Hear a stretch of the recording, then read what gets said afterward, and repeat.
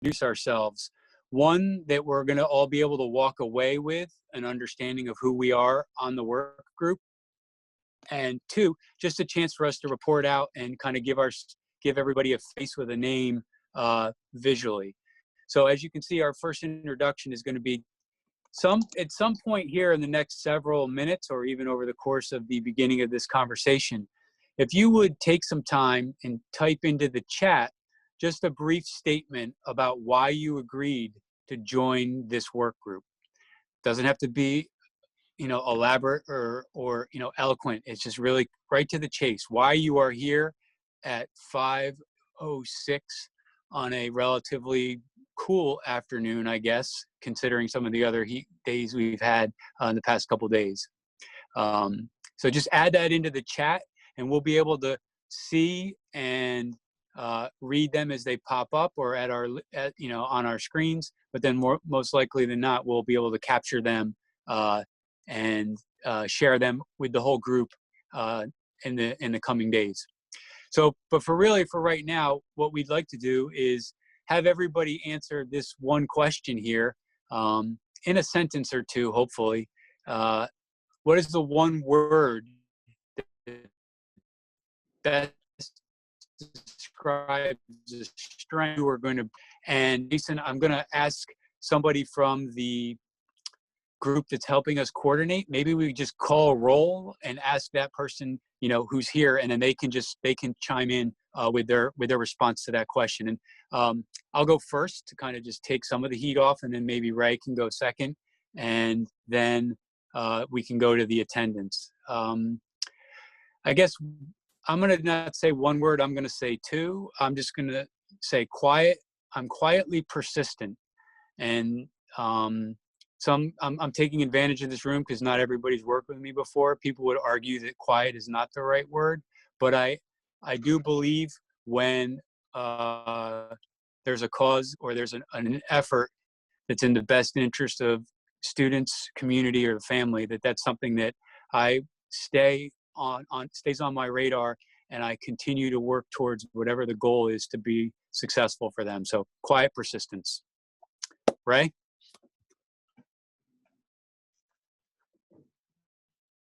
Ray Jones Avery, tenacious. All right, Jason, it's up to you. Pick to go. So someone could call attendance, and we can get to this. So I'm just going to run down our list here. Miss Evelyn Edney. Do you want me to just call everyone out, or is everyone going to speak? Well, just call them out, and then they can speak. They can answer their question, and then we'll just go to the next one on your list. All right. So Miss Edney. I don't know. Can't believe you're speechless, Evelyn. I know, right? Okay, so I'm a good communicator. There we go. All right. Thanks, Jeff. Miss Tika Hartsock. Good evening. I am passionate about families and making sure that they're engaged in the process. Thank you. Miss Terry Lawler.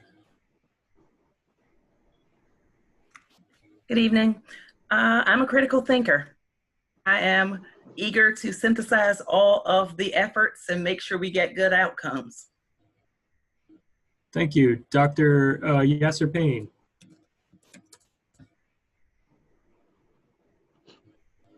Can you hear me?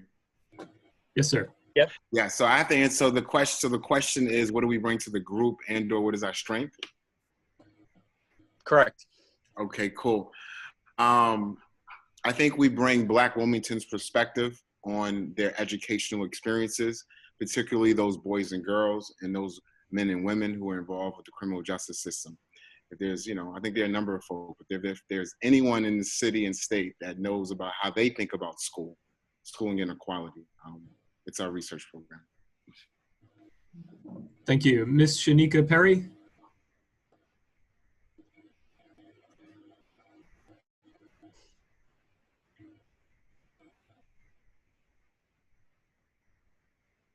All right. Is Ms. Perry with us? She is. You might, Shanika, if you're speaking, we can't hear you. You might want to unmute. He is. She's double meeting with the school board, so she might not be able to pop in right at this very moment, but Okay. she's here and paying attention. Oh, Thank you. go to the next person, and Jason. Mark Pruitt. I think I'm practical, and I have experience to carry out the thoughts and ideas from a talented group like this. Thank you. Yvette Santiago.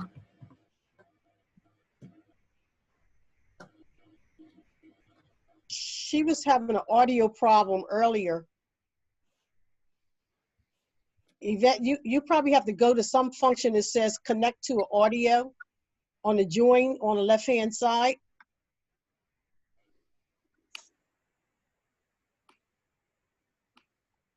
You can go to the next person. Okay, Aaron Selectman. Hi, good evening. Happy to be here. My strength that I bring would be my breadth of experience. I've been a principal of an elementary school, principal middle school, and principal of a high school as well. Thank you. Tamara Smith.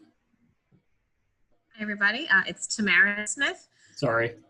No worries. Happens every time. It's one pronunciation or the other, so no worries. And I am bringing just a passion for students and equity. Thank you. David Sokola.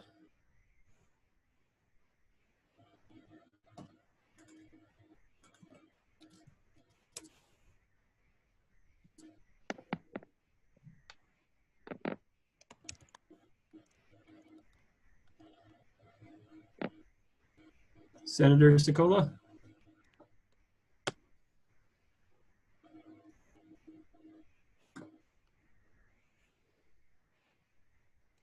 We'll loop back around to him. Okay, he is on the call. Tim Williams. Did you say Kim Williams? Yes. Okay, sorry. I'm very passionate about Delaware children and equity and learning more about how we can achieve that. Thank you. Jeff Tashner. Hi, I'm the executive director at DSCA. What I bring is a willingness to listen and learn from others. Thank you. Salome? Hey, this is Yvette. I'm back on. Can you hear me? Yeah, Yvette. Hey, sorry, I had to switch to my phone. Whenever you're ready, I'm ready. We're ready. Okay, hi, Ray. So my name's Yvette. This is the Social Determinants of Health group, and we know that society should not dictate what our outcomes are for certain zip codes and for our kids. Equality is the pathway to equity, and because when we are all treated the same, it creates and expands those access to opportunity, and that's why I am here. Thank you. Salome Thomas L.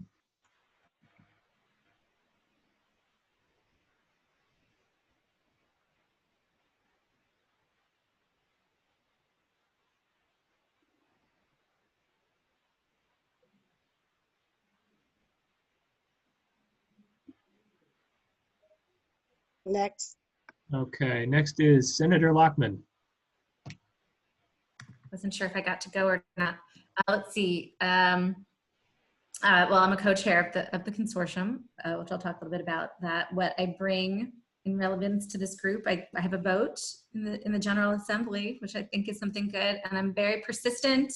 Some might say a little stubborn, and I am very committed to using that for the good of our public education system and children who are not always well served in it. Thank you. Dawn Alexander.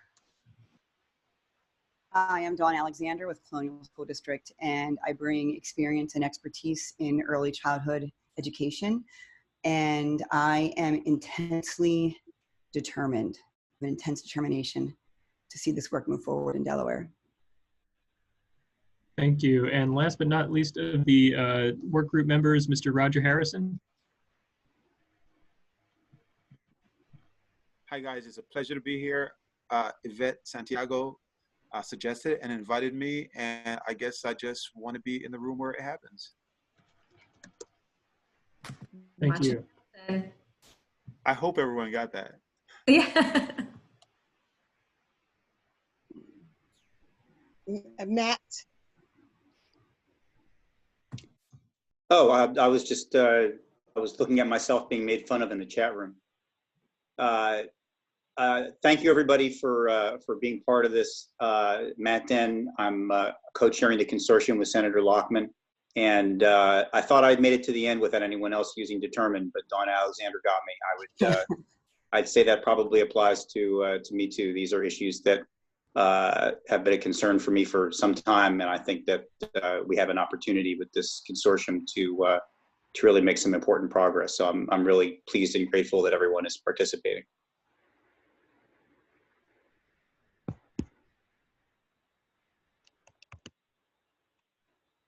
So that's roll, Miss.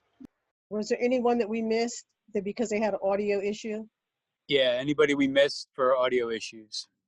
Senator Sokola? Yes, Dave Sokola. It wasn't audio issues. I was still on a telehealth appointment.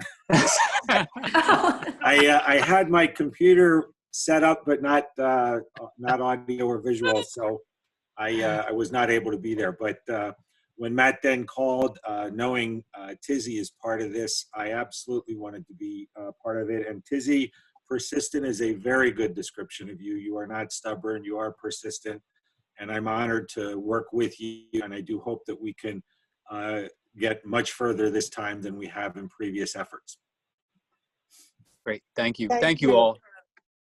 I think that's everybody, right, Jason? Dr. Darren Blackston. Oh. Jason, this is Dr. Blackston. I didn't know if you called my name. I apologize. I was on another call from Delaware State University. Yeah, I was calling out voting. I was calling out voting members. Thank you. Mm-hmm. Right on. All right, thank you.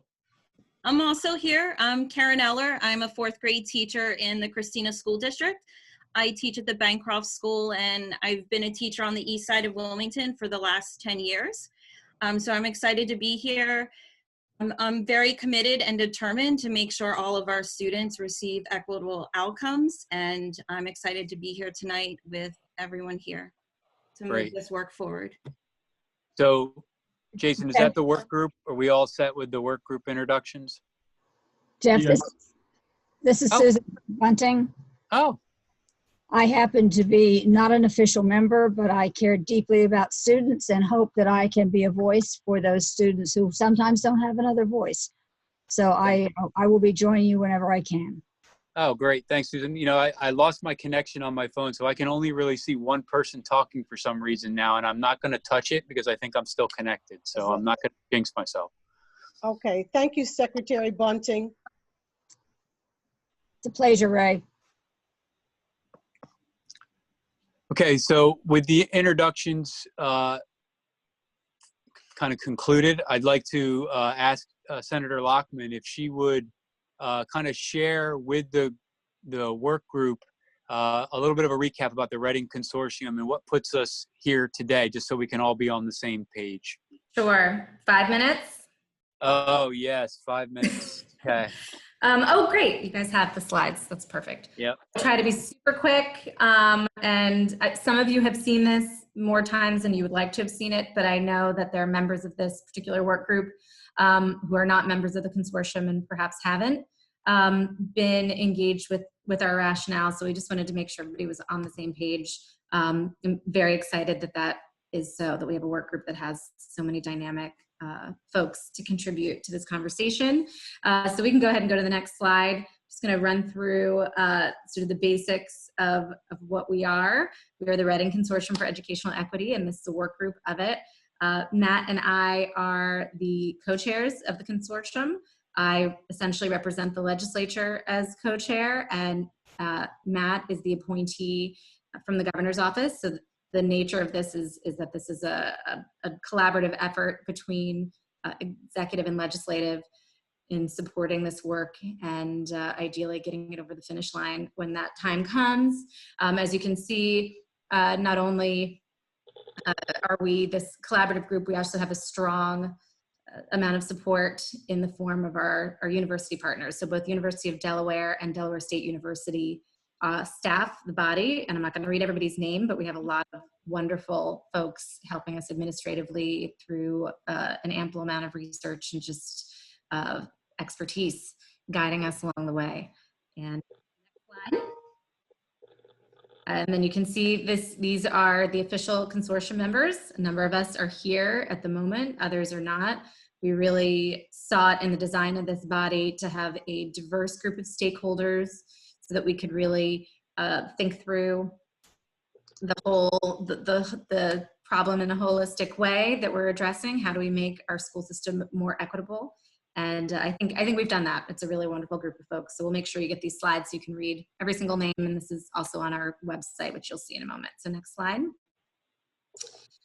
Basic background, we do not think that we are the first to invent the idea of convening around equity, around concerns about vulnerable students in the city of Wilmington or elsewhere in the state of Delaware. We are very much standing on the shoulders of other bodies that have existed, particularly over the last 2 decades, but certainly even before that. So in the most recent 20 years, you see a list here of groups that have been talking about governance and other types of issues around the city of Wilmington in particular, from the Wilmington Neighborhood Schools Committee, which Ray Jones-Avery, the co-chair of this working group, was a chair of.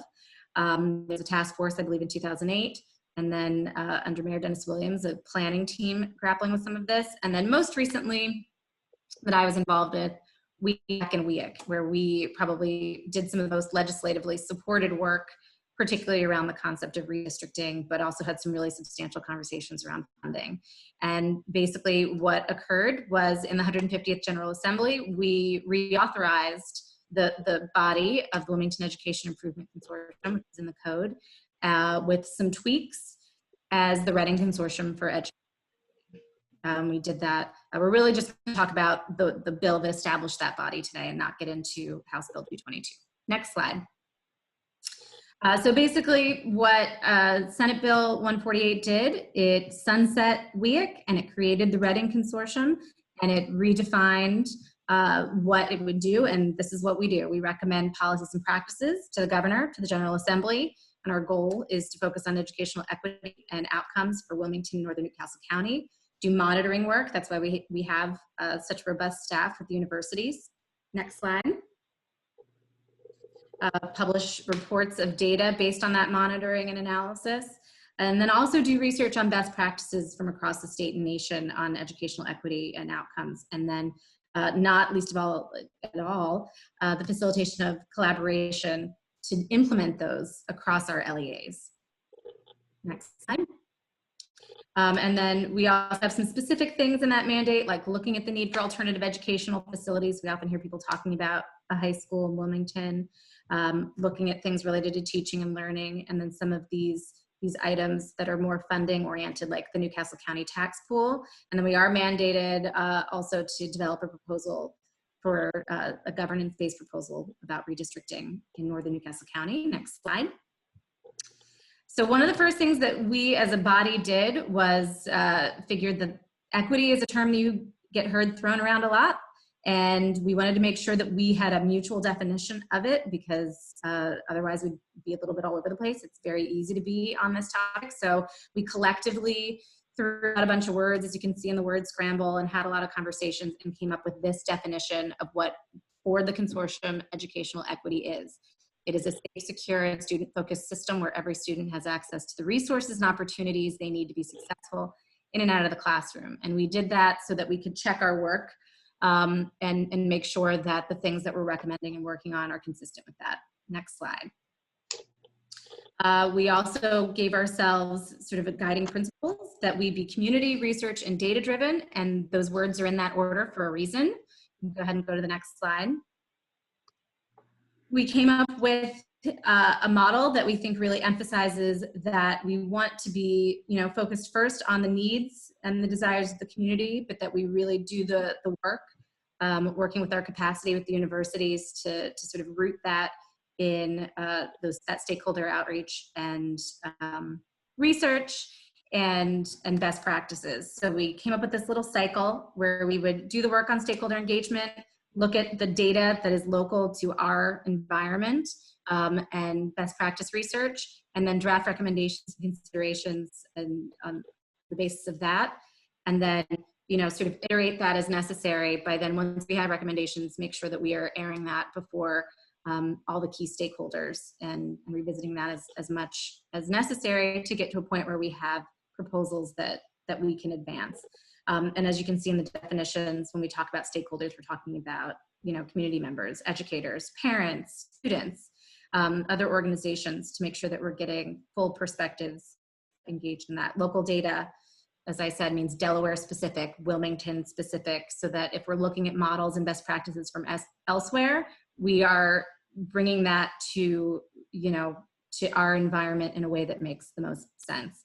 And of course, best practice research is looking to that elsewhere in order to drive our conversations about that. So that is our decision-making model that we have to check ourselves to. Are we really engaging stakeholders? Are we really rooted in data? And so on and so forth. Next slide. And then we also, in those first couple of meetings, made sure to sort of, rather than come to the table with a set of destined goals that we were going to act on, we drew those from the body, and these were the 4 areas that bubbled up to the top pretty clearly. Looking at educators, and really that means how do we make sure that we're recruiting and retaining diverse and highly qualified educators. Looking at issues around governance, which includes redistricting, but looking at other things that have to do with how we govern our schools. Of course, looking at is funding equitable, why or why not? And then this last sort of bucket, social determinants of health and education, has probably always been the least defined and sort of left a little bit on the table until tonight. So next slide. And this sort of shows, this was our initial timeline. We are a little off track or COVIDed, as they say, after the last few months, but these are the active work areas. And I'm really excited that both funding is now being elevated to an active work group as well as this one. I don't know, I think we have one more slide, maybe 2. Yeah, those are the active work groups that have been doing their work. Educators already had some proposals. Redistricting and governance got a little interrupted and is now pivoting to funding. Next slide. And then this is just make sure to visit this website, or if anyone asks you about the work that we are doing, everything is there, all of the materials, all of the calendar notifications, and everything you would need, all on that website. And we also have a Facebook page, so make sure to like it and share that out as well. So I don't think I quite kept it to 5 minutes, but that is the background that you need on the consortium. You're Senator Lockman, your 5 minutes is actually 10 minutes. How's that? Sorry. Well, no, that's okay. No problem. Thanks. Really appreciate it. Yeah. You did a great job. It's a lot of information to go through. Yeah. Do any of our work group members have any questions for Senator Lockman? See, that saved time in a way. That means you were clear. Getting better at that. Thanks. That's a good thing. Okay, so the next slide, Jason. Oh, all right. Ray, you want to kick us off on this kind of a discussion point for the group so they understand like kind of where we see ourselves headed with this work? Okay. So, can you go to the next slide? Okay, so again, thank you everyone for saying yes to Matt's invitation, Jeff's invitation, and my invitation to join this work group. We are about to take an adventure, and as such, we want you to be adventurous. We want you to shake off any experiences that you had today that were not to your liking. Shake it off and invite into your spirit and into your physical place openness and we've many of you, I don't know everyone on here, but many of us have been around the block a couple of times with sincerely working towards better experiences in school and out of school for our children. And we want you to imagine and reimagine what does a model look like? What does a 21st century model look like that would encompass a range of in-school and out-of-school supports for students that you know and you have evidence that those are the supports that are needed for every child to reach their full potential. So we're going to start with this visioning activity, and we're going to keep coming back to it so that we stay on track throughout the course of our work, and that we use this time and future times to build what we would like to see, to imagine what we would like to see, and to do so in a way that is not bounded by anything, political will or the lack thereof, resources or the lack thereof. That tends to limit and shrink our thinking. So we're about to go into some breakout rooms. We want you to identify a note taker. They don't have to write down everything, just try to capture the salient points. Identify a spokesperson that's going to share what your group discussed. We're going to give you 30 minutes. The norms that we're asking you to consider is, in a brainstorming activity, agreement is not the goal. So if someone says something that you want to probe for understanding, that's fine to ask questions. But we're not going to debate at this stage. This is all around brainstorming and envisioning what a 21st century model looks like for our students. Try to resist focusing in on current day problems, impediments, and barriers. Focus on the possibilities and imagine the possible. Even if it seems impossible, we can imagine the possible. Make certain in your group that all voices are heard. And this is a non-negotiable. The model must be built from an equity lens. And again,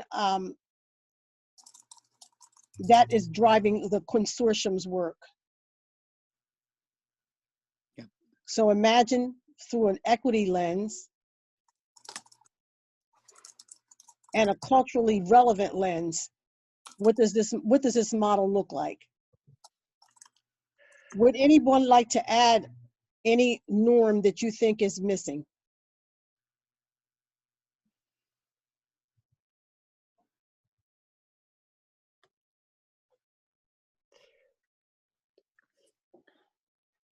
Okay, so each, does somebody want to add a norm? Ray, I just wanted to make a point and kind of reiterate, loop back to your point when you started this off about this being an adventure, right? And getting ready to do something potentially that's different than it's been, maybe in a different way or in a different fashion. The activity that Ray is putting out here is designed to not be limited on what is in front, what might be the problem. So I do want to stress the importance of the imagine the possible, and that this is a little bit of a different approach to tackling, the challenges of the Reading Consortium. And I do want to stress the concept of it being an adventure. And I just think that that's important to reiterate, Ray. Thank you, Jeff. Any norms that you would like to see added? Okay, so each group will have a facilitator from our research team, and the members of the public that are participating, we invite you to participate as observers, and we will take your input during the public comment period before the meeting closes. So Jason, are we ready to move into the chat rooms? Yes, we are ready. And then you'll get instructions when you're there. You'll get facilitation while you're in there. Thank you. So something's going to pop up that says join. So you want to hit.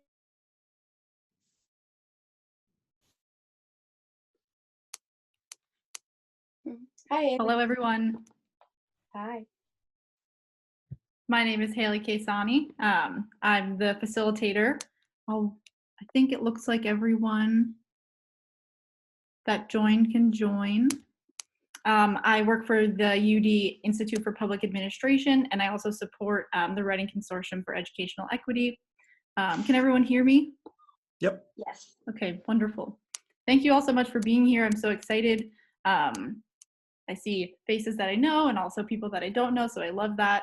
And so I think I'm encouraged by Ray and Jeff and sort of Matt and Tizzy's approach to this whole thing about not thinking about barriers, but thinking about creative solutions.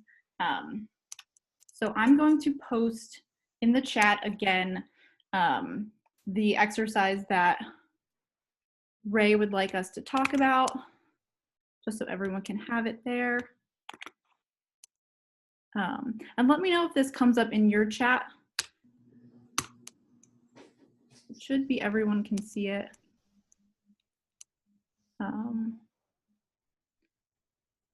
And also tonight we're going to be note-taking in a Google Doc. So I'm going to share that in the chat as well. Here's that link. And the person who is going to be the note taker, it would be great if they would be comfortable in Google Docs. So does anyone volunteer to be note taker? Sure. I'll take care of that.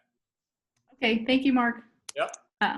Let me know if you're able to access the link. And we are, if you scroll down, we are breakout group C on the 3rd page.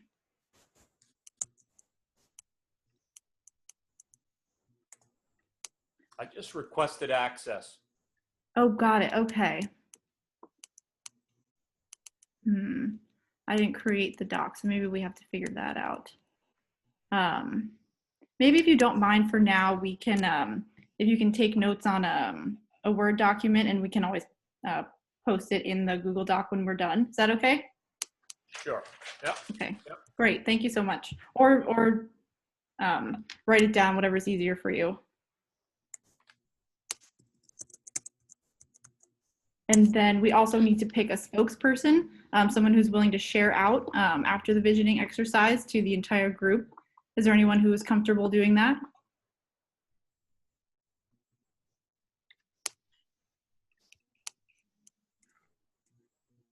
If not, I will randomly select someone.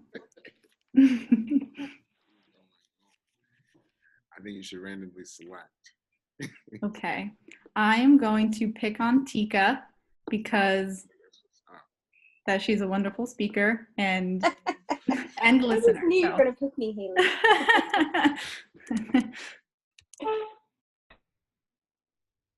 Okay. Yes. I'm going to write in the chat that members need access to the Google Docs. I think Jason created it. Okay, so let's begin. I'm just going to share my screen. Oh, can I share? With the question up here so everyone can see it. So the question is, imagine you could have everything necessary to build a 21st century model that encompasses a range of in-school and out-of-school supports that students need to reach their full potential. So thinking about that prompt, you can let yourself think about it a little bit, and anyone who is willing to chime in first, I'd be happy to hear your thoughts.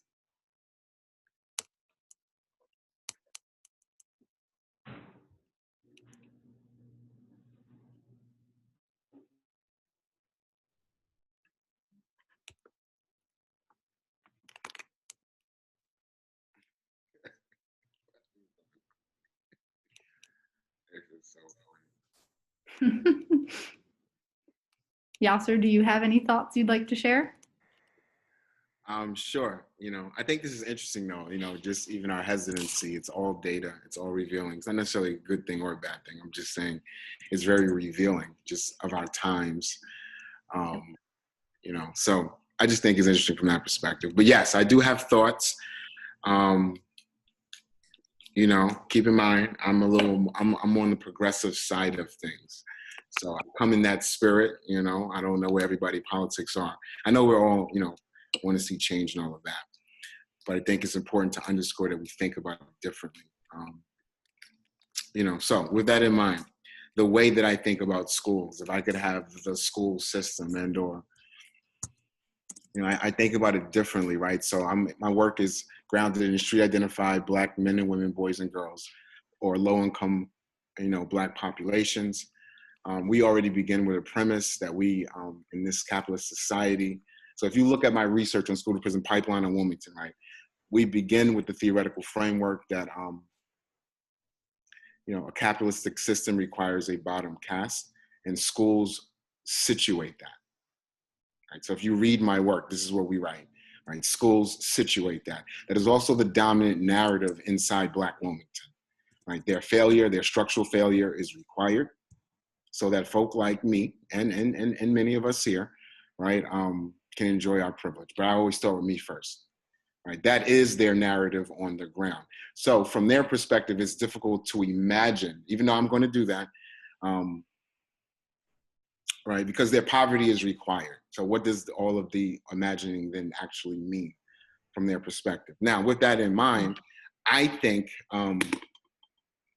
right, if we could have those schools, it means our society would be structurally resituated. So it wouldn't require a bottom caste. That's the only way we can have the school that we're talking about, right? A society that does not require structural failure of some group, right? So my school system would teach that. Right. I remember, particularly as a doctoral student in Montclair at some charter school, right? And it was mostly white kids inside the school, right? But we went there because we were doing this big research project with 13 schools and seeing, right, this teacher in 8th grade teaching upper middle class, wealthy, you know, or privileged white students the concept of capitalism. Right, I was blown away. Like I was like, wow. And so they really are imagining just, you know, because I never, as an 8th grader, I never even seen anything like that. But they were teaching children about how society economically was structured. And this is in Upper Montclair, which is a very wealthy neighborhood, right? And I was like, we need to have that in poor Black neighborhoods, you know? We need to, because that kind of structural awareness, right, is invaluable. Right, a lot of people are, you know, including the professionals in privilege, I might add, but a lot of us are just, you know, a lot of us are just unaware. Let me say it that way. We just don't know. We're, you know, I can use some other words, but in any event, a lot of us aren't able to connect the structural dots. So as a result, it leaves a lot of folk out. With that in mind, structural awareness will be at the center of my school system or school building, right? PAR, right? PAR, participatory action research, is actually mostly done inside schools. That's where it has its strongest roots or traditions at. So my school would be grounded around PAR, right? So children and community members and family members really organizing research projects that they find most relevant to their schools and or communities, right? And not only, and in that process, they are also acquiring a lot of the literacy skills, reading, writing, data analysis that we all want children to learn, right? It just becomes another way to teach it, but they're also learning and doing research around what mostly interests them. So you do have schools that are doing that, mostly charter schools, I might add, right? But, you know, you do have, PAR is mostly done in school. So my school would be open to PAR, right? I would just also say this, speaking with a politician a few years ago, there are some states, Delaware is not one of them, where a quality education is a state's right, right? I don't, you know, whatever that means, right? But I think we should at least get that in writing. And I'll end here, I promise. This is my last suggestion. My school would have, it's kind of like police departments. You know, it's kind of, you know, kind of strange. Coming from a poor Black community, right? It's kind of strange when I get older and, you know, and all of that, right? And it's kind of strange, I think, to Black communities and non-Black communities, how most Black communities are policed by mostly white men. Right. And nobody has any problem with that neither. Like nobody's feeling like, think about how if we found some Jewish community somewhere in the country that was mostly policed by Chinese men. Like, I know Black people would have probably a problem with that. So, you know, but that's become so normal, right? Because Ray said culturally relevant and all of that, right? And it's not to say that white men and women can't somehow get at cultural relevance, but when you have, you know, particularly in Wilmington, where 71% of the police officers are mostly white men, you have a problem around culture, right? I would say you have that same problem inside schools, right? So we know countrywide, nationwide, about 90% of all school teachers who teach low-income Black children are mostly white women. That would never be tolerated with any other racial ethnic group, right? The idea that mostly white children would be taught by mostly Black women or Chinese women, or that no one would stand for that, right? Now, we're not going to be naive about what's going on. It's all intentional. It's part of structural violence. That's a real theory, by the way, that scores of scholars have been writing about since the 1960s. It has its roots in Western Europe. But you have structural violence conferences, right? And then you have these discussions as it relates to schools all over the country. And if you want to know what Black Wilmington thinks, right? And I mean systematically, we're I think the only research team in the state that's collecting this educational data, right? Particularly on poor Black girls, boys, men, and women. And this is what they're talking about. My school would have, in a mostly Black school, would have mostly Black teachers, right? Who, and keep this in mind, Black teachers, right? Because keep in mind, I have a bunch of degrees and all of that. And if you read the literature, even Black scholars or Black teachers internalize Western cultural educational ideals.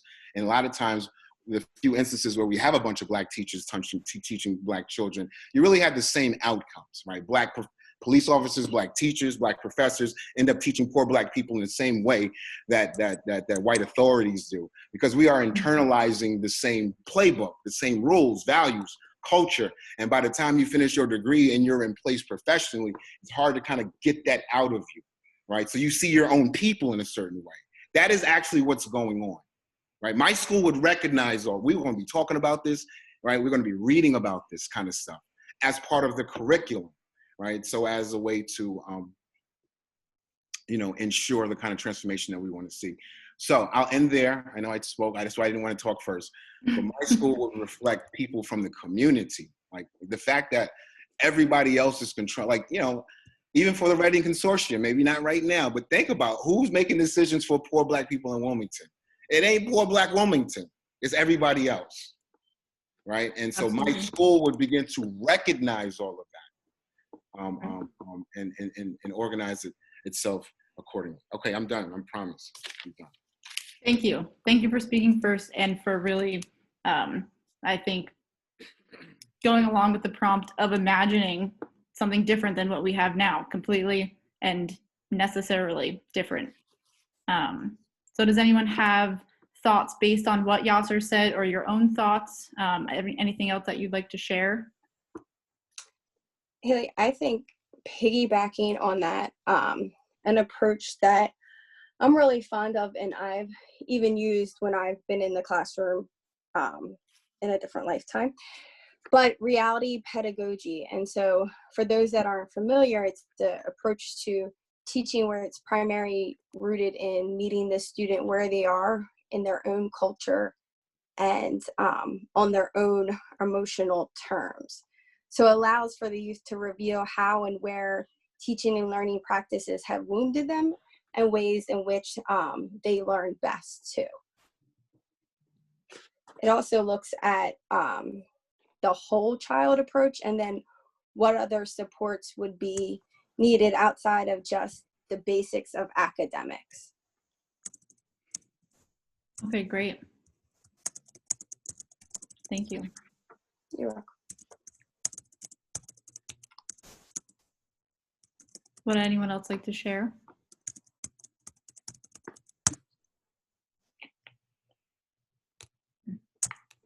It looks, I think we are done with this section at 6. So I'd really like to hear from more people if you have ideas.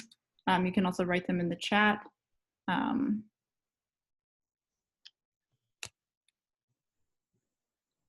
Haley, when I share out, is this the document I'm sharing from? Will it still be up on the screen or? I don't think so because Jason will probably be sharing his PowerPoint again. I am, can you hear me? This is Mark. Yep. I am typing on a Google Doc, not the Google Doc, but as best as I can keep up with the first two volunteers, and I'm more than willing to share that over if that's a possibility, or however else I could get it to you. Sure, I'll put my email in the chat. Thank Okay. you so much. Thanks.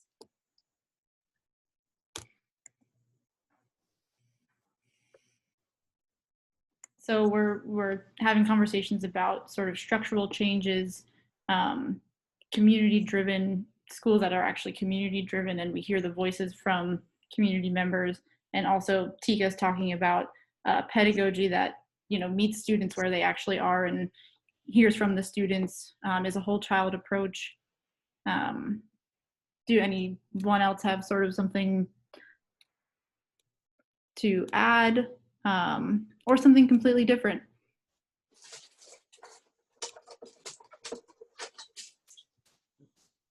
Does anyone need more clarification sort of about the question or these sort of sub-questions that I didn't exactly explain were there, but they were sort of to help with the prompt? And so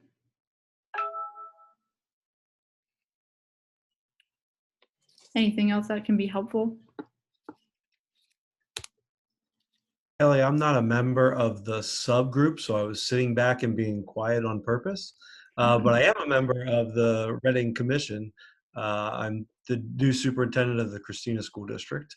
Hello, everyone. I was just sitting back and observing, but since everybody's quiet and we're looking for something to talk about here, one of the things that is sort of on a different line than what's been shared now, but I think really important, if we're reimagining schools, I think we should reimagine what the day, the week, and the year looks like, and making sure that we're providing those wraparound services so that students, you mentioned the whole child. I think the whole child isn't only just SEL, but also how they spend their day and their week and their year. Excellent. Thank you for chiming in. Senator Sokola, I'm going to pick on you. Do you have anything to add?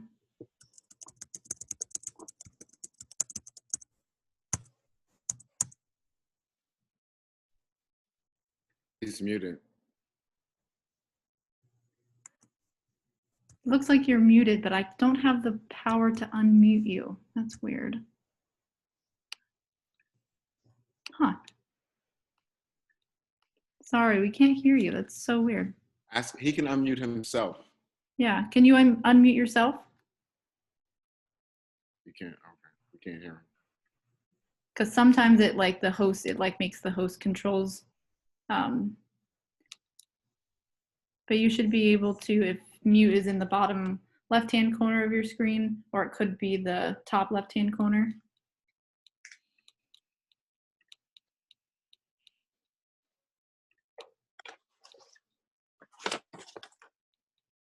Okay.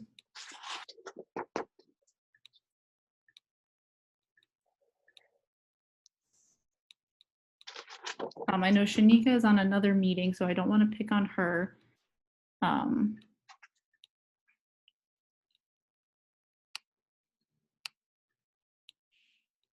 But would anyone else like to contribute?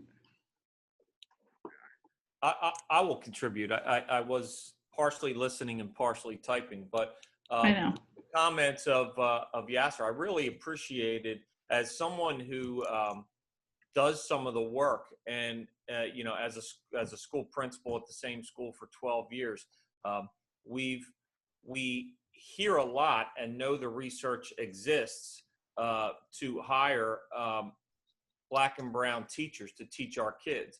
And that not only do Black and brown students perform better, but all students perform better. But making that more, the roadblocks that I hear and I sometimes actually use, and in reflection, I'm off, they're so easy. Well, the contract doesn't allow for that. Where there's no one. They weren't out there. We posted this job, and it's just one example of how it would be. Is it possible to have, you know, expectations, musts? This has to happen. How are we going to do this as a state, a society? It's very easy at a level of my desk or an HR desk to put in some practices, but then ultimately the results, what you're trying to produce, fall by the wayside to what seems to be things where if they were a focus, could be overcome. I don't know if that helps at all, but that's something that really stood out to me after listening to him. It does help because it sort of connects things that unfortunately are ideas right now and how you have to actually bring them to action and Right. happen. I'm not saying why they can't happen. I'm actually agreeing, and I'm saying, you know, what I'm saying is oftentimes we're too quick to use an excuse now, which it could be 5, 10, 20 years old.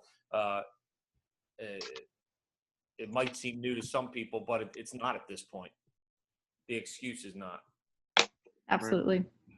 And I think we're at a turning point in, hopefully, society that the structural inequities and structural racism and white privilege that is just prevalent in all facets of society is just going to be faced a little bit more head on and dismantled. And I hope that as this group talks, we can sort of talk about those things, because that's what I'm hearing a lot from all of you as being incredibly important. And the goal of the Writing Consortium, focus on equity. Haley, I was on a screen where I couldn't get an unmute, and I just hit every button until I could see you guys again. Oh my gosh, I'm so sorry. For some reason, I texted Tizzy. I was trying to figure out what was going on. That's so weird. It said post attendee ID 2, but I could hear everybody. And so I couldn't unmute you for some reason. I don't know why. I don't have the capability, but. Well, this is not the first technical difficulty I've had in the last 5 months, but it is a new one. So I hope it doesn't happen to anyone else. But you know, there's a lot of issues, and I think Dan actually hit you know, one of the things I was thinking about. You know, we're in an era where we've got to think a whole lot of different ways about what we kind of took for granted. And one thing I've been hearing at conferences over more than 2 decades is we spend an awful lot of time in circumstances that are focused on seat time, and not anywhere near as much focus on performance.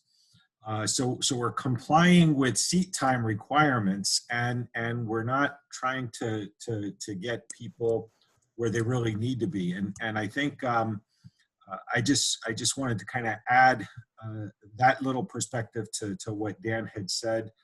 And I'm real excited about him being the superintendent of the Christina School District, which is about half of my Senate district. And I think that we have brighter days ahead in the district for all students in the district. And one thing that district I think has failed for a long time, and it's no one person's fault, but I think he's putting together a really good team.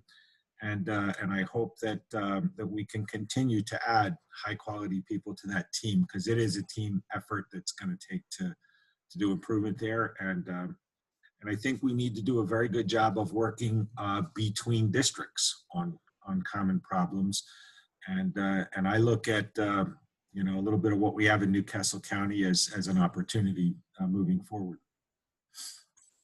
Also, if I may add, I know we got to, okay, I think we got to go back. Breakout rooms will close in a minute. Okay, I won't add. Yeah. I won't add. You can always type in the chat too. Okay. A few seconds. Thank you for, you know, talking in our first working group, hopefully of many, and we'll get more comfortable with each other. We'll get to know each other better. And so I'm excited. We have a lot of great minds on this, all with really good visions for the future. You can tell Tizzy I was persistent in trying to, because that is one of her strengths. And maybe it's rubbing off a little bit. So. Good. That's what we can hope for. Yeah. So I think we can return to the main session now. And Tika, you're going to be the spokesperson. And let me know if you had any issues getting that Google Doc from Matt. Is that your name? Mark? Matt. I got the names of everybody who spoke. I didn't get the names. Thank of you. Hey, Ray. Okay, everybody spoke. Before we get to the report out, Jason and Alexis and I spent a little time debriefing process. Can I just cut in with a couple of announcements before we get to the report outs? Sure. All right. I'm just going to wait till everybody's back in the room here. Looks like 34. That's about what we left with. Good job, Jason. You got everybody back from Zoom breakouts. That's awesome. Thank you very much. Thanks, Jace.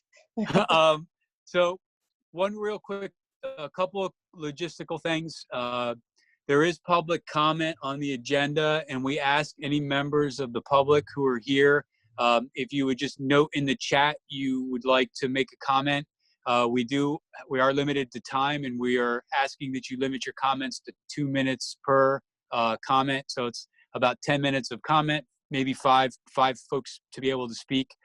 So we just wanted to put that out there right now, and let you know that we will, we'll have a timer and we'll keep that moving along. So, Jason, did you want to kind of call out the leads from the groups to report out and summarize the discussions? I know Ray already dimed out Matt for that group, so we can put Matt on the spot since his name came up so much in the chat so far. So I'm going to steal that one. And Matt, you go ahead and go first if you'd like. Sure. We had about 6 people talk, and a couple of general themes, and then I'll just run through quickly some specifics. Several folks talked about, it was interesting, what they wanted kids to feel like when they came into the school, what they wanted kids to see and feel when they came into the school, that they wanted them to see diverse teachers, resources that would help them if they needed help or if they got hurt, that they would feel welcome. Jeff Tashner, Yvette Santiago had spoken a lot about that. Jeff Tashner actually talked about the need to have physical facilities that were healthy and appropriate for kids, that we had a lot of physical facilities that were not adequate to what was needed. So there was a lot of discussion around that. Also, a lot of discussion around the need for schools to be interacting with the outside community and effectively bringing outside community resources to not just the students, but also the families of those students who were attending the school. So those were 2. And beginning before even school age, Representative Williams talked about having kids in the school buildings before they even started kindergarten, and walking into the school and feeling like this is someplace that they were looking forward to being, and smiling when they came in. And then there were a lot of specifics that fell under those things. Aaron Seligman was talking about health and wellness, physical health, mental health and wellness, access to technology, arts and music, language instruction, and Gray also talked about some core values that she thought were important in any school, that adults were organized around seeing young people as whole persons, that educational and social justice were core values, that they were actually integrated into the curriculum, and that educator self-care should also be a value, and that professional development should be viewed as part of that and not just as a chore. So a pretty broad range of specific, some common themes. Thanks, Matt. Sounds like a great conversation. And we did the folks from DSU and UD have captured all these in Google, and we'll be getting these out to all the work group members from all the different conversations that were going on. So Jason, you want to call out who would be our next spokesperson for us? Sure. Group B, I believe that is Tamara, sorry. That's okay. Yep, it's Tamara. At Group B, feel free to chime in since we don't have the notes in front of us. I would say first, the biggest themes that we heard at the start of the conversation when we were throwing out ideas was really focused on the mental and physical wellness of, oh, there it is. On the mental and physical wellness of students and also parents, the importance of having a wellness center in the building, spaces for mindfulness for students. And then we kind of shifted the conversation to talk more about the cultural competency and care of our students, and then how we would support not only teachers, but administrators as well in their ongoing learning of those practices, biases, implicit bias, all of the things. It's not just enough to have curriculum in the school that is culturally responsive. It's also about how are we teaching and instructing our like school leaders and teachers to be aware of how they operate, how they teach, and how they're supporting our students. We had a lot of discussion about how we would also support families. And so we talked about everything from sessions for like financial literacy, inviting businesses from the community to come in to run sessions to kind of bridge the gap between those who might be like in downtown Wilmington and those on the east side, creating paths for both students and families to see careers that they may not have thought of, especially with an emphasis in STEM. What does it look like to have, Bank of America, whoever may, like come in and talk about financial careers, financial literacy, and creating and showing the path, again, for both students and families. And then we also talked about like outside resources, partnering with the Route 9 Library. Again, I already mentioned bringing in nonprofits. And then also, again, like really addressing the school to prison pipeline issue and making sure that our school is not that issue. And Group B, free to chime in if anything I forgot. That was pretty thorough. I'll be hard pressed to forget to miss anything there. Thank you very much. All right, Jason, who's up next? Group C did not identify their spokesperson, so whoever from Group C was the spokesperson, please speak up. Haley, are we Group C? Yep, Oh, and my. I did identify it in the chat, and I texted you. Oh, calling them out. Just saying. No worries. Just saying. All right, so I'll go ahead for Group C. Let me pull it back up here real quick. So we, a lot of the great things that were already shared, we agree with. We didn't discuss as much of the specifics, and we discussed a little bit more of a macro approach. But some of the things that were shared in our group was it was important to think differently, that schools are situated with a bottom cast, and so we would need to restructure and resituate them, which would be important in our schools. A better structural awareness grounded around PAR, and Dr. Payne wants to speak more about that at the end, he could. Also acquiring reading and writing, data analysis, making school staff reflective of the students that they serve. Also utilizing an approach with reality pedagogy, which focuses on teaching and learning primarily from a stance of meeting students on his or her own cultural and emotional turf, and incorporating that into the ways that they learn best within the classroom. Additionally, we would look at what other supports needed to be utilized outside of just academics to really address the whole child. And then finally, looking at the entire school day and structure and how we are providing education throughout the year and throughout the school day. And then also looking at seat time versus performance, and focus more on performance, just not being in the seats. Great. And everyone else can feel free to add anything. Thank you very much. Sounds like a lot of great engaging conversations in all three breakout rooms. Ray, did you want to add anything to that before we kind of move on to the next stage on the agenda? A minute. I just want to thank everyone for for sharing your ideas. I mean, we'll delve deeper and deeper and deeper, and as we go along over the next several months to add some definition to the ideas that are shared. So thank you. So, kind of back to that point, we are going to be meeting over time here, and we're planning on making it a very engaging process with the work group members. And we have to be honest. We are all here primarily because we were asked, but we are committed, and somebody knew that, or people knew that about us, and we have our own networks and resources that we all bring to the table, that we are going to be, that's what's going to be the heart of this conversation for us, is trying to tap into all these resources that we have and trying to help build this system to support our Wilmington students, both in and out of school.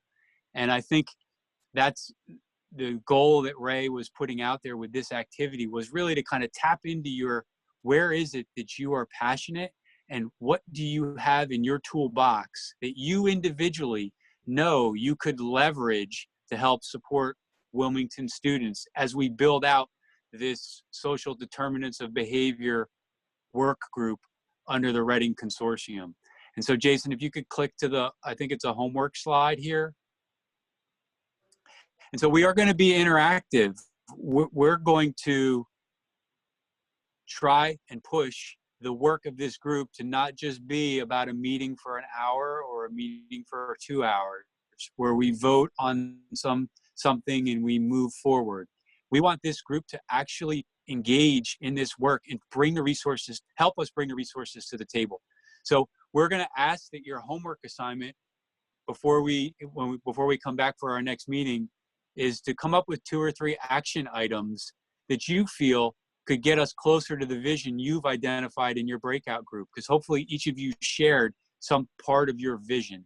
And then with your action steps, be sure to consider the principles of the decision-making model for the consortium around stakeholder engagement and research and data.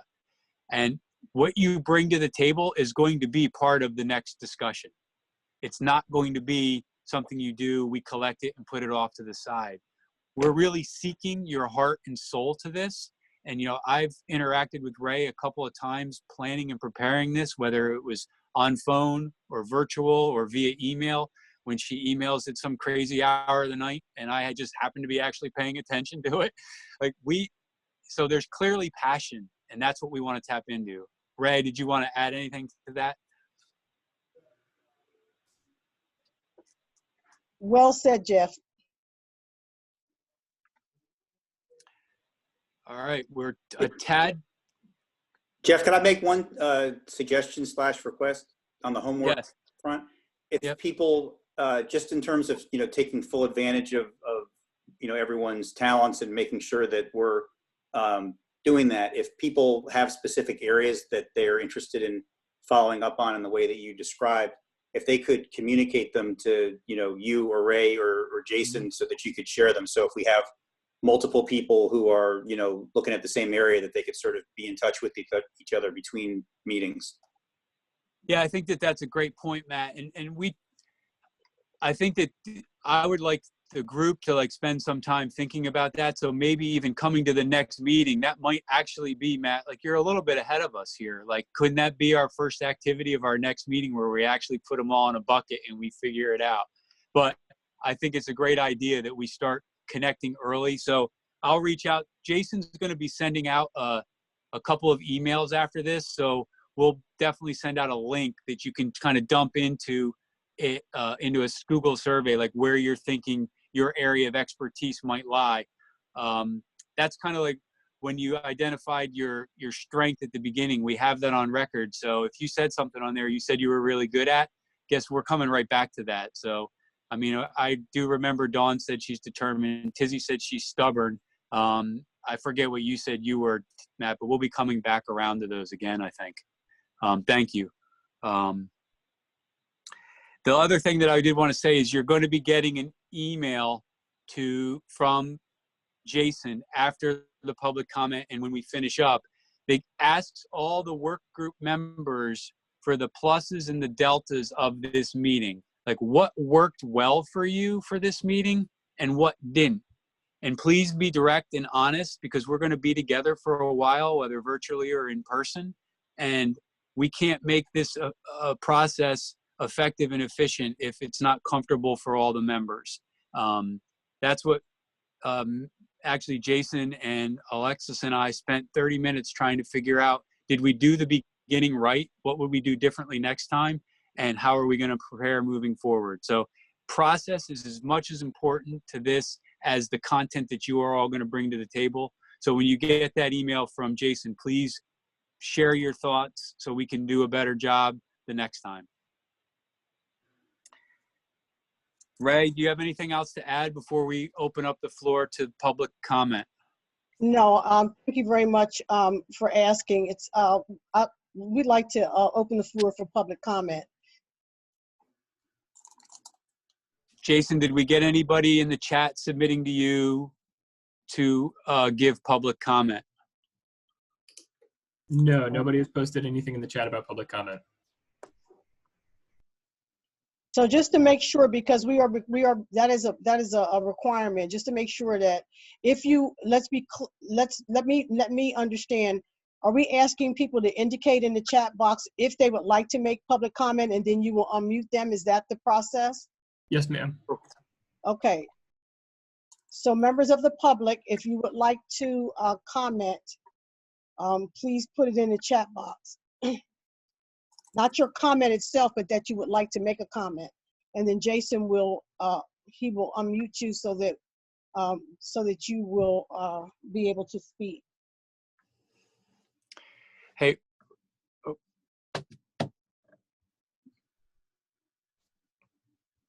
Ray, okay. Before having no comments,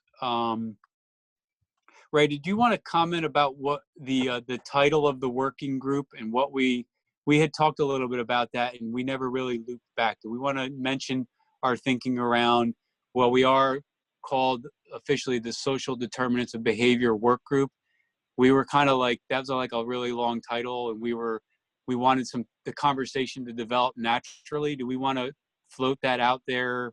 I mean, I already did, I guess, but like, let's think about what we're called and what we're actually trying to do, and is there a better public title? That might be something to just float out there from at least my perspective. And I know Ray and I talked about it briefly when we first started the discussion. Yeah, if we could just ask people to think about that and put that on the agenda for the next meeting. Yep. I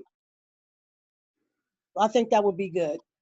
Just another homework assignment. If you give me more time, I'm going to keep coming up with homework assignments. So I think that we've made really good use of time. We're at 6:18. So yep. if there's no further business, is there a motion to adjourn? Or do you want to have the last word, Matt? Are you good? Or no, just thank you to everybody. This is a good start. Okay, great. Is Tiz still on? Senator Lockman? Senator Lockman, do you have any final parting words? Looks like Dawn. I'm right.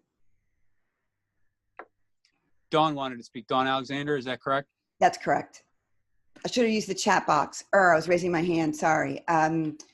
So are we able to, in speaking about social determinants of health and looking at community partners, are there people who we can recommend to either join our work and become members of the team, and or people who we can recommend to participate in the work for a few meetings? So I'm thinking about colleagues with public health, 211 Help Me Grow, the Smile Check program. So there are partners who their input would be critical. They may not need to be at every meeting. How do we make that recommendation? I think you can make the recommendation, but Jeff, Matt, Senator Lockman, and myself, I think that we should talk about we're going to get all kinds of stakeholder input. Yeah. But we need to make the process for that to happen a bit more clear. Sure. Okay. Mhm. Thank you. But yes, Excellent. we want when this rolls out, we want a broad group of stakeholders to own it. Great. Okay. Thank you. Well, thank you. So think of those people. Absolutely. We'll get more clear about how to do it in a way that is participatory and manageable. Okay. Yes. Good point, Ray. Yes. Thank you for the question, Dawn. Absolutely. All Is right. there a motion to adjourn? I make a motion So to adjourn. moved. Tika motioned. Second? Second. Second that. Okay. All those in favor? Aye. Okay. Thank you. Good night, everyone. We'll talk to you soon. Thank you very care. much, all. Take care. Hi, everybody. Good Night. Bye. Bye, everyone. Very much. Have a